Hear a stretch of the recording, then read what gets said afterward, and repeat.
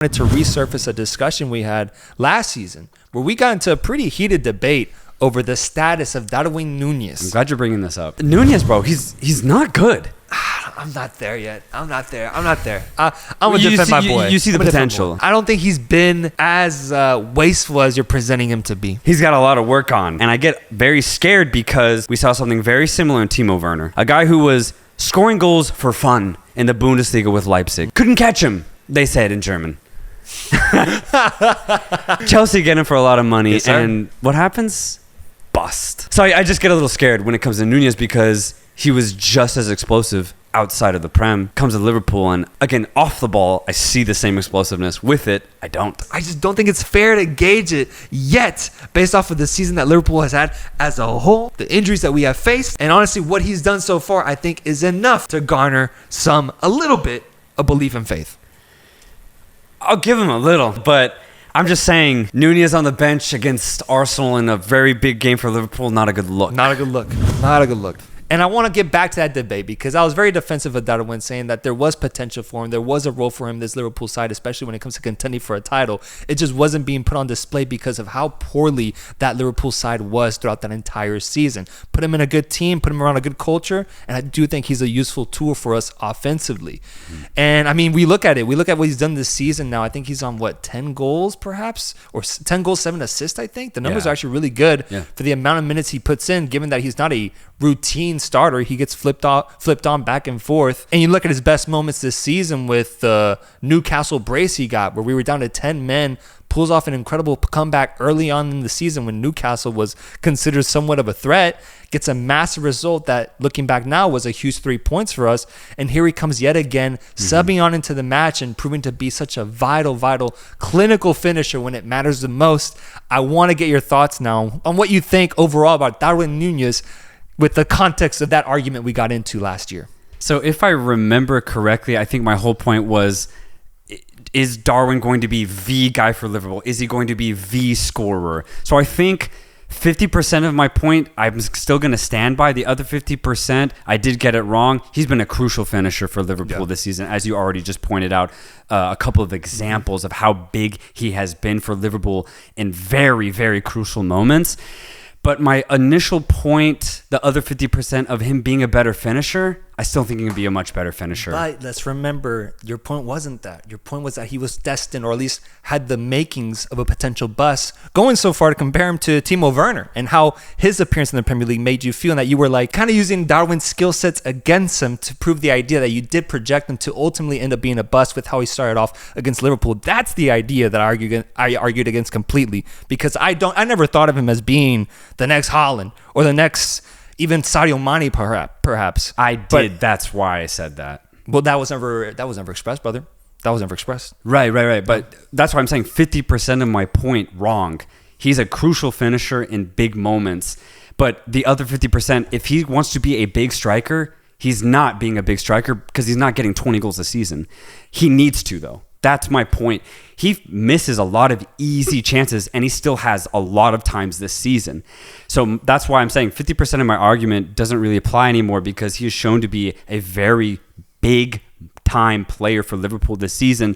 But the thing is, I think Darwin Nunez's ultimate potential is 20 to 30 goals a season just in the Premier League. He's not hitting those numbers, but it's because he's wasteful.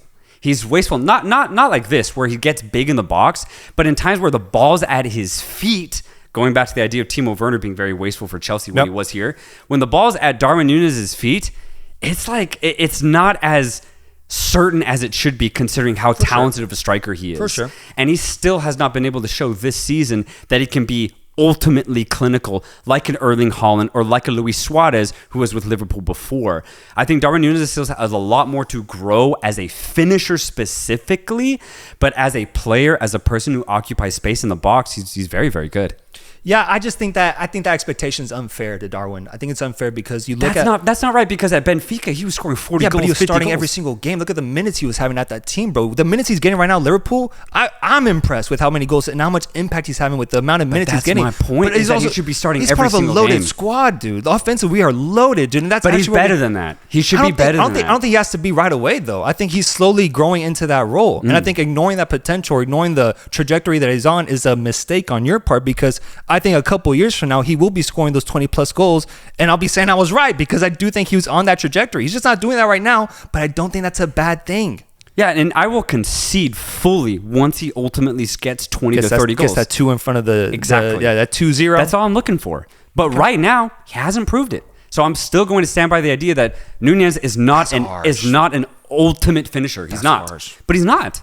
But I don't think he doesn't. But you're saying he has to be in order for Liverpool to be a winning side. I don't think they have to. Oh, I'm not saying that. I'm just talking about Núñez, the player outside of Liverpool. Right? I just don't think we need that. I really don't, because we're proving that we're already the best team in the Premier League, which is the best league in the world, without him actually doing that, like getting on that trajectory of 25 plus goals. I think we're already showing that. Like, I don't know if he will ever truly hit that because of the way that he's utilized in this system too. But I think that you just look at what he's put in, the overall product, I think is very, very good, man. And to, I guess, ultimately disregard it, I think is a little harsh. Oh, okay. So you're saying Darwin Nunez, the role player, not even like just coming off the bench, even if he's a starter, his role is to generate, to create. Even if he doesn't get on the score sheet, if he's able to do that, you consider that a complete success? I think so. Yeah. I think, okay, then that's fair. I think so. Given today's market, I mean, looking at guys who are more expensive than him, and Mudryk and Anthony, and what they're giving to their teams, I think what Darwin is giving right now is absolutely a justified product for the money that we put in.